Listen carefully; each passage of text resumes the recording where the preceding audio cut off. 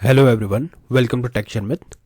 आज के सेशन में हम एंगुलर राउट गार्ड से रिलेटेड एक और कमांड डिस्कस करेंगे जिसके थ्रू हम specific can deactivate route guard को क्रिएट कर सकते हैं।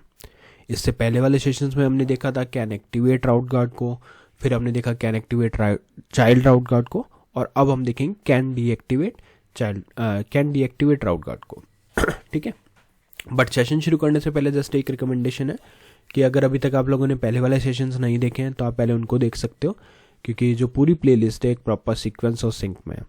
तो अगर आप उसको सिक्वेंशियली फॉलो करोगे तो और भी ज़्यादा इजी रहेगा आप लोगों के लिए ऑनगोइंग टॉपिक को समझना और उसको इम्प्लीमेंट करना, क्योंकि अभी के लिए हमारा मेन फोकस किस पे है कि कैसे can deactivate route guard create होता है। बट उससे पहले पता होना चाहिए राउट गार्ड क्या होता है, कौन कौन से टाइप्स होते हैं, जब हम कैन डीएक्टिवेट कैन एक्टिवेट बोल रहे हैं तो उसका क्या मीनिंग है। ये सारी चीज़ें हम ऑलरेडी डिस्कस कर चुके हैं।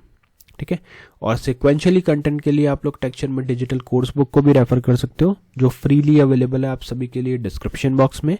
वहाँ से आपको उसका रेफरेंस मिलेगा और वहाँ पे 3000 प्लस फ्री लर्निंग रिसोर्सेज हैं जो अवेलेबल है बोथ हिंदी और इंग्लिश लैंग्वेज में। तो अकॉर्डिंग टू योर कन्वीनियंस आप उसको रेफर कर सकते हो।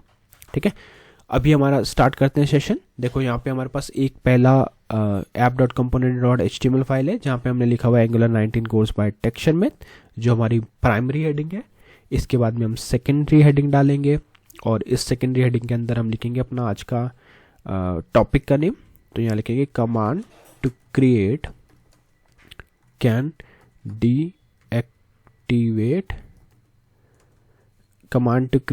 डीएक्टिवेट राउट गार्ड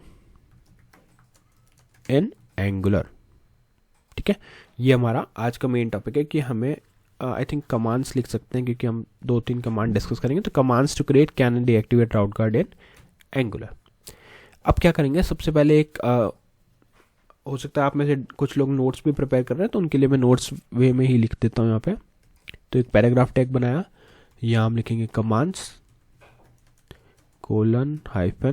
और यहाँ पे 1 by 1 करके वो सारी कमांड्स पुट करेंगे। तो पहली कमांड लिखते हैं कमांड 1, और कमांड 1 में आ जाएगा हमारा ng for Angular, then generate, then guard GUARD, then हम लिखेंगे इसके बाद में फोल्डर नेम। तो यहाँ पे आ जाएगा फोल्डर नेम ही लिख देते हैं इसको, फोल्डर नेम /राउट नेम, राउट गार्ड नेम। ठीक है, और फिर इसके बाद में हम लिखेंगे हाइफन इम्प्लीमेंट्स, और उसके बाद में आप लिखोगे यहाँ पे उसका टाइप। तो यहाँ पे हमें बनाना है कैन डीएक्टिवेट। ठीक है, ये हमारा कमांड हो गया। तो ये मेन हमारी कमांड है जिसको रन करने से आपका जो राउट गार्ड है वो क्रिएट होगा और उसका टाइप क्या होगा, कैन डीएक्टिवेट। अगर आपको ध्यान हो तो पहले कुछ ऐसी कमांड्स थी जिससे हम जब रन करते थे तो कुछ क्वेश्चन आते थे विद ऑप्शंस, उस ऑप्शंस में से हमें सेलेक्ट करना पड़ता था, फिर वो राउट गार्ड को क्रिएट करता था। बट अब ऐसा नहीं है, अब आपको डायरेक्टली एक कमांड रन करके भी आप एक राउट गार्ड के टाइप को क्रिएट कर सकते हो। ठीक है, तो अब अपन क्या करेंगे, इस कमांड को एग्जीक्यूट करेंगे। जो इससे फाइल क्रिएट हुई है उस फाइल में कौन कौन से पैरामीटर हैं, बाय डिफ़ॉल्ट क्या क्या चीज़ें आती हैं, वो सब डिस्कस करेंगे। और फिर लास्ट में बाकी 2 कमांड भी देखेंगे जो इसकी शॉर्टर कमांड है। मतलब कमांड मेन यही रहेगी, बस इसमें कुछ मॉडिफिकेशन होगा। तो स्टार्ट करते हैं। यहाँ पे टर्मिनल पे मैं कमांड लिखूंगा। इन केस अगर आपका टर्मिनल ओपन नहीं है तो आपको यहाँ पे टर्मिनल पे क्लिक करना है, यहाँ पे जाके न्यू टर्मिनल पे क्लिक करना है और ये आपका टर्मिनल ओपन हो जाएगा। यहाँ पे इधर लिखा हुआ आएगा टर्मिनल, और आपके पास शॉर्टकट भी है जैसे यहाँ पे आपको दिख रहा है कंट्रोल शिफ्ट और बैक टिक। तो इसकी हेल्प से भी आप क्या कर सकते हो, अपने टर्मिनल को ओपन कर सकते हो। बैक टिक मेरे केस में हो सकता है, आपके केस में शॉर्टकट कमांड डिफरेंट हो, बट मिलेगा आपको यहीं पे। ठीक है, तो अभी रन करते हैं। देखो यहाँ लिखा मैंने ng फॉर एंगुलर, जनरेट। ठीक है, जनरेट के बाद में आप लिख दोगे यहाँ पे इसका फोल्डर नेम जो है राउट गार्ड्स। ठीक है, फिर स्लैश और यहाँ पे आ जाएगा इसका नेम। तो मैं इसको नेम देता हूँ RG1। फिर लिखेंगे हाइफन इम्प्लीमेंट्स। ये जो इम्प्लीमेंट्स लिखते हैं यही आपका स्पेसिफिकली बताता है कि कौन सा राउट हमें क्रिएट करना है, अदरवाइज तो वो ऑप्शंस देगा। ठीक है, हाइफन इम्प्लीमेंट्स, और यहाँ पे लिख देंगे इसका टाइप जो है कैन डीएक्टिवेट और कर देंगे एंटर। देखो यहाँ पे कुछ एरर है इम्प्लीमेंट्स की स्पेलिंग में, तो एक बार इसको चेक कर लेते हैं, फिर से लिख लेते हैं। यहाँ लिखते हैं इम्प्लीमेंट्स और एंटर किया।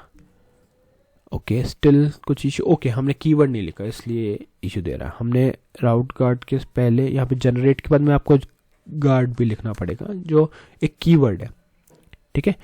यहाँ हमने लिखा था बट इधर मिस कर दिया, बट ठीक है अभी लिख दिया और एंटर करते हैं। तो ये आपकी 2 फाइल्स क्रिएट हो गई है। कौन कौन सी?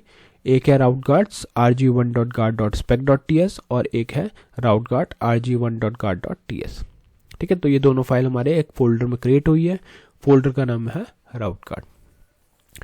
अब इसमें दोनों फाइल्स में से जो spec.ts फाइल है वो एक ऐसी फाइल है जो बहुत रेयरली हम यूज़ करते हैं, और अभी तक आप लोगों ने बाकी चीज़ें भी देखी होगी सर्विसेज वगैरह, वहाँ भी हमने इसको यूज़ नहीं किया था क्योंकि spec.ts एक ऐसी फाइल है जो टेस्टिंग के टाइम पे काम आती है, और अभी हमें टेस्टिंग नहीं है, हमें डेवलपमेंट का प्रोसेस देखना है। तो इस वजह से इस फाइल को अपन इग्नोर करेंगे अभी के लिए, may be in future upon discuss करें, बट अभी इसको नहीं रेफर करेंगे।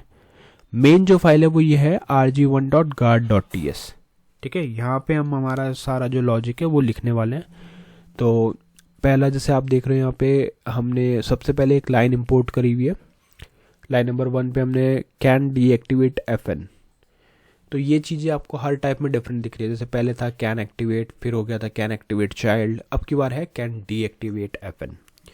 सो ये जो कैन डीएक्टिवेट FN है वो एक फंक्शन है जिसे हम इंपोर्ट कर रहे हैं एंगुलर के राउटर से, ठीक है। और यही फंक्शन हमें हेल्प करता है चेक करने में, वेरीफाई करने में कि हमें राउट को एक्सेस देना है या नहीं देना, ठीक है। उस फंक्शन के इसके थ्रू ही हमने यहाँ पे देखो एक मेथड बनाया हुआ है एक्सपोर्ट कॉन्स्ट rg1guard। तो ये rg1guard क्या एक मेथड है जो कुछ इनपुट पैरामीटर्स को रिसीव करता है और उनके बेसिस पे ये डिसाइड करता है कि जो राउट गार्ड है वो लीव कर सकता है या नहीं कर सकता है, मतलब डीएक्टिवेट हो सकता है या नहीं। तो डीएक्टिवेट को ऐसा समझ सकते हैं कि सपोज आप एक ऑनलाइन वेबसाइट पे कोई फॉर्म फिल कर रहे हो और आपने 90% उसमें इंफॉर्मेशन डाल दिया और बाय मिस्टेक आपसे वहाँ पे एक बैक बटन क्लिक हो गया। तो अगर आपने इस तरह से कैन डीएक्टिवेट फंक्शन इंप्लीमेंट नहीं किया तो वो सारे चेंजेस आपके चले जाएंगे, राइट। बट अगर आपने इसको कैन डीएक्टिवेट को यूज़ किया है तो ये जो राउट है वो चेक करेगा कि क्या आपको प्रीवियस यूआरएल पे या आपको बैक जाना अलाउड है या नहीं। तो अगर उसमें आपने यहाँ पे ट्रू लिखा हुआ है तो मतलब वो अलाउड है, इन केस अगर आपने फॉल्स लिखा है तो वो अलाउड नहीं है। प्लस ये जो हमने यहाँ पे पैरामीटर्स है वो भी अपना रोल प्ले करेंगे कि क्या क्या उनका प्रोसेस रहता है, ठीक है।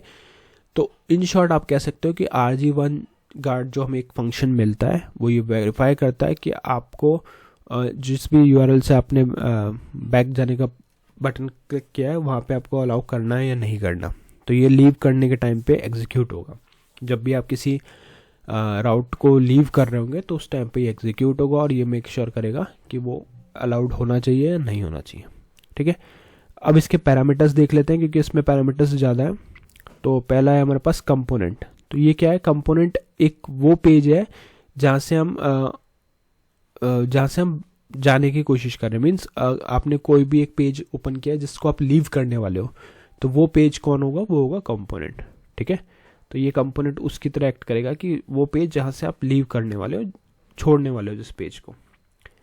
फिर हमारे पास है नेक्स्ट करंट राउट। तो ये तो इसके नेम से ही पता चल रहा है कि जो भी करंट राउट है उसकी इन्फो में देगा कि कौन से करंट राउट पे हमारा यूआरएल है। थर्ड है हमारे पास करंट स्टेट, जो करंट यूआरएल को बताता है। ये करंट राउट को बताएगा, ये करंट यूआरएल को। और नेक्स्ट स्टेट जो है वो बताएगा कि यूज़र उस पेज से किस पेज पे मूव करने वाला है ना, जहाँ वो नेक्स्ट जाने वाला है उसका यहाँ पे आएगा नेक्स्ट पेज का यूआरएल। तो ये सारे 4 पैरामीटर्स की हेल्प से आपका जो मेथड है वो डिसाइड करेगा कि यूज़र को क्या आउटपुट दिखाना। और यहाँ से हम 3 पॉसिबल आउटपुट रिटर्न कर सकते हैं। जैसे ट्रू हो गया, ट्रू का मतलब यूज़र अलाउड है। फॉल्स हुआ तो यूज़र अलाउड नहीं है। और यहाँ पे अगर यूआरएल ट्री दिया हुआ है मतलब उसको रीडायरेक्ट करना है किसी पर्टिकुलर यूआरएल पे, तो वहाँ पे उस केस में रीडायरेक्ट भी होता है। तो अभी जस्ट हम कमांड्स और उसका बेसिक सिंटैक्स स्ट्रक्चर समझ रहे हैं, बट प्रैक्टिकली ये सब चीज़ें इम्प्लीमेंट करके देखेंगे। एक एक एग्जाम्पल होगा जहाँ पे ये सब चीज़ें हम वेरीफाई भी करेंगे, जो अपकमिंग सेशंस में मैं बताऊंगा। बट उससे पहले बेसिक्स के साथ हम चल रहे हैं, एक एक चीज़ को सिंपली वे में समझते हुए। तो आज के लिए इतना ही था। नेक्स्ट सेशन में हम बाकी टॉपिक डिस्कस करेंगे. So thank you for watching tech share with.